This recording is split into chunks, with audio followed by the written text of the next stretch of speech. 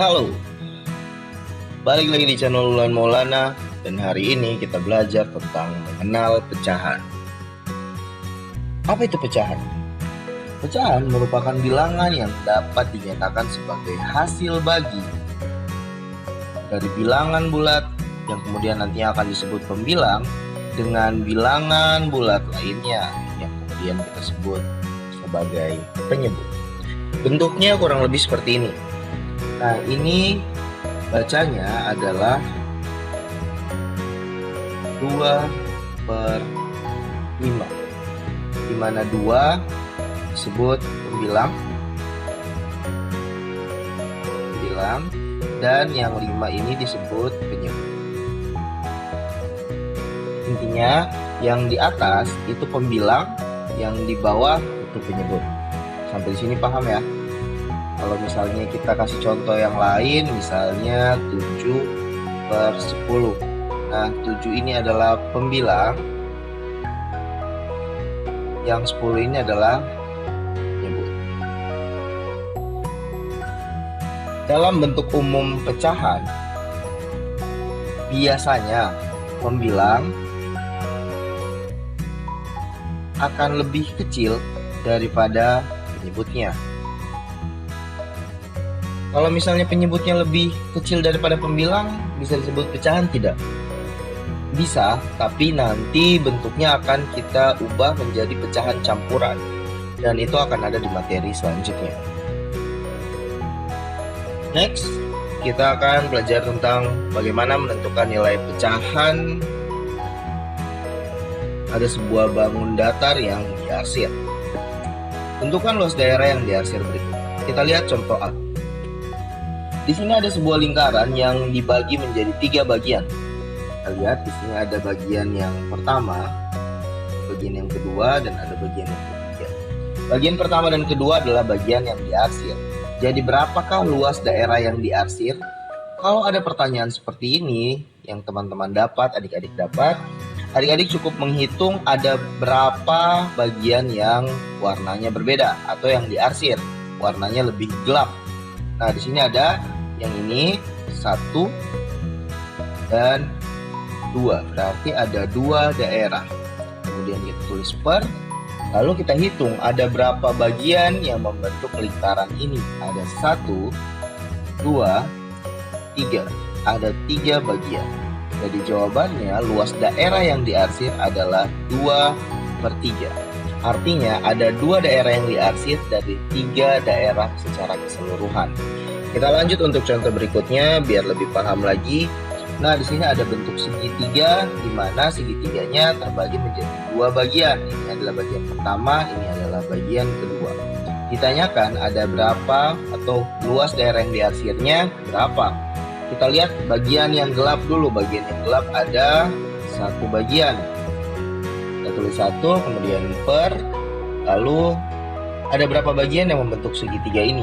1, 2, berarti jawabannya luas daerah yang diarsir adalah 1/2. Kalau kita lanjutkan contohnya, misal kakak buat contoh di sini seperti ini. Ada segi 4. Kemudian segi 4 ini kakak bagi seperti ini.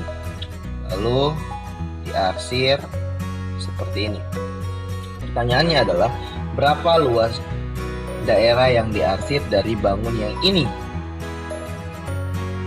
Masih sama caranya, kita hitung dulu bagian yang diarsir ada berapa. Ada 1, 2, berarti kita tulis 2, kemudian kita tulis pernya, lalu kita hitung ada berapa bagian yang membentuk segi 4 ini. Ada 1, 2, 3, 4, 5, 6, berarti pernya 6.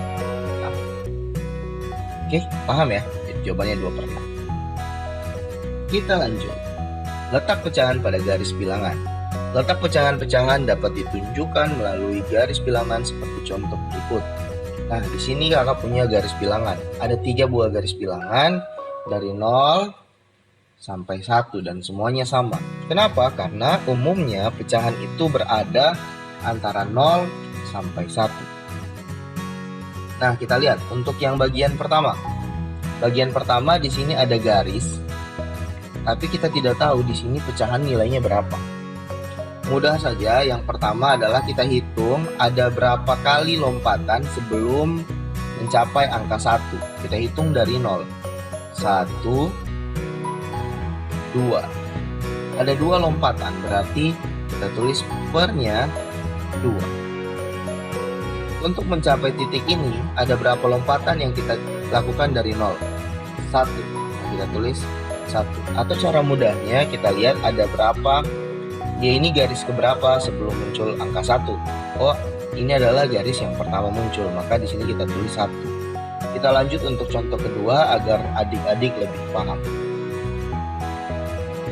Kita lihat dulu di sini ada garis, kemudian ada 1. Cek lompatannya ada berapa? 1, 2, 3. Berarti sebentar untuk mengisi garis di sini kita bikin per 3. Kenapa 3? Karena di sini 1, 2, 3 ya. Di sini juga kita tulis per 3. Untuk angkanya berapa? Kita cek. Ini lompatan pertama, maka di sini kita tulis 1. Ini adalah lompatan kedua, maka di sini kita tulis 2. Ini adalah lompatan ke-3. Maka kita tulis 3 per 3.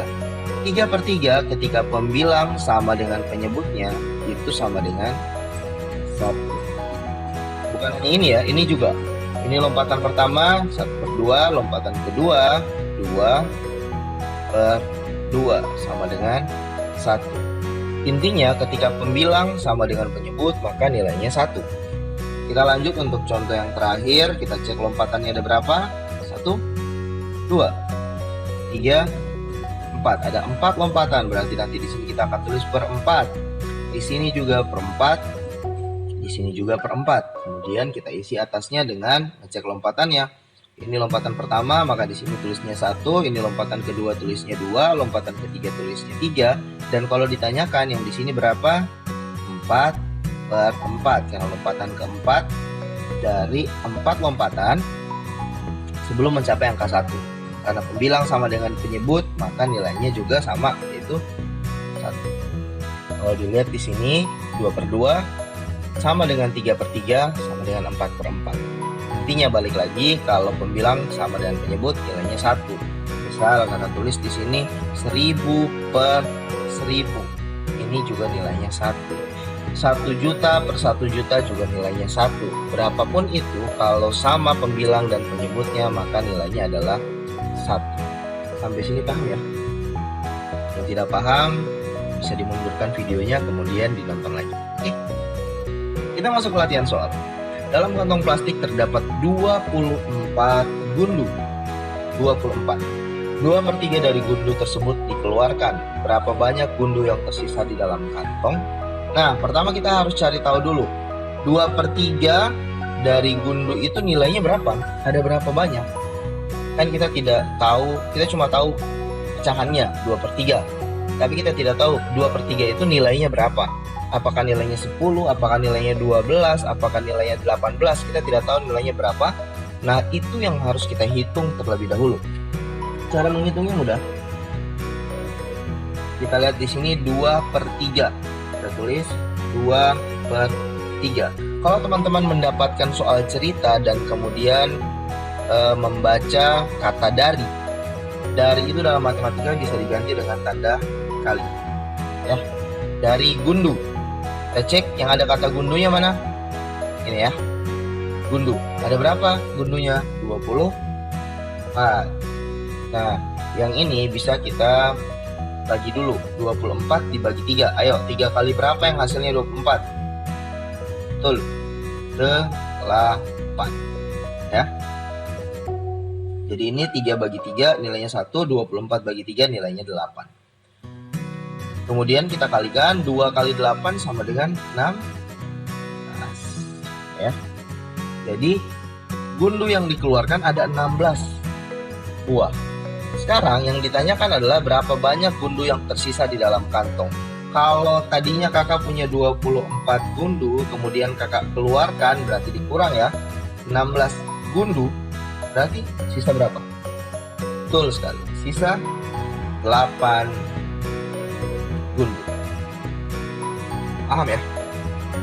Oke, Untuk mengenal pecahan, materinya kita sampai di sini dulu. Nanti kita lanjut untuk membahas materi-materi yang lainnya. Jangan lupa di like, komen juga kalau misalnya kalian mau request materinya, materi apa lagi, biar kakak juga makin semangat untuk bikin videonya.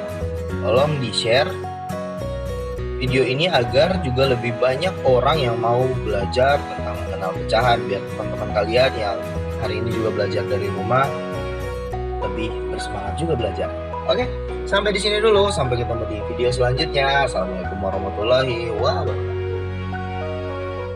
Dan jangan lupa untuk subscribe channel ini, juga nyalakan tombol loncengnya agar kalian mendapatkan pemberitahuan setiap kali kita mengupload video baru.